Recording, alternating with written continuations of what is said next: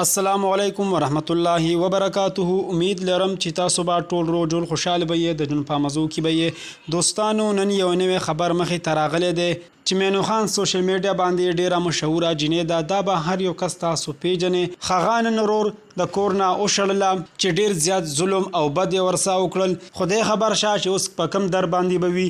راځئ دوستانو چې مینو خان یې په څه وجه باندې وشړله دا ټول معلومات موږ سره په دې ویډیو کې وګورئ چې پورا معلومات نه خبر شي. کو تاسو موږ سره په دې ویډیو کې نوې مهرباني وکړئ زموږ دا چینل مه در سره سبسکرایب کړئ چې تاسو به هر یو نوی معلوماتي ویډیو په اسانتیا سره ملاويږي.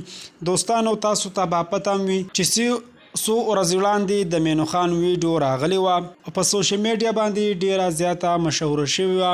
هر یو کس په واتساپ ګروپونو کې شیر کوله، یو بل ته په واتساپ باندې لیږله. هغې کې دا ویډیو د ورور ته چا لیږلې ده او ورور یې ټول حقیقت نه ښکاره شوی دی، یعنې هغه ته ټوله پته لګېدلې ده. ډیرو خلکو ورته وویل چې هلکه دا ستا خور ده او ډیر نازیبه او غلط کار یې کړی دی. چا به ورته ویل چې مړی کا او چا به ورته ویل چې د کلي نه وشړه یا د کور نه بهر کا. دا خبره شروع وه. مینو خان ورته وویل چې زه درته قسم کوم چې دا ویډیو زما نه ده، دا ما پسې چا یو پیک ویډیو جوړه کړې ده زموږ د پښتنو بدنامولو او د پښتنو معاشرې خرابولو دپاره جوړه کړې ده.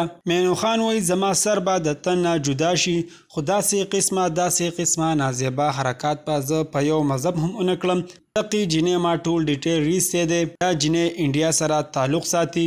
دې ته چا ویلي وي چې ته په ماسک کې ویډیو جوړه کا، نو بعضې زناورانو خلکو ما پسې دا وتړله چې دا د مینو خان ویډیو ده. دې نه بعد د ورور یې تسلي وشوله او ورور یې دا ماپ کړله.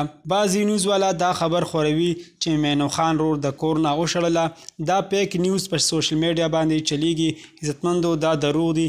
مینو خان خپله کور کې ناستې ده او دا کومه ویډیو چې په سوشل میډیا باندې وایرل شوې ده دا ویډیو مکمل پیک ته او دروغ دي.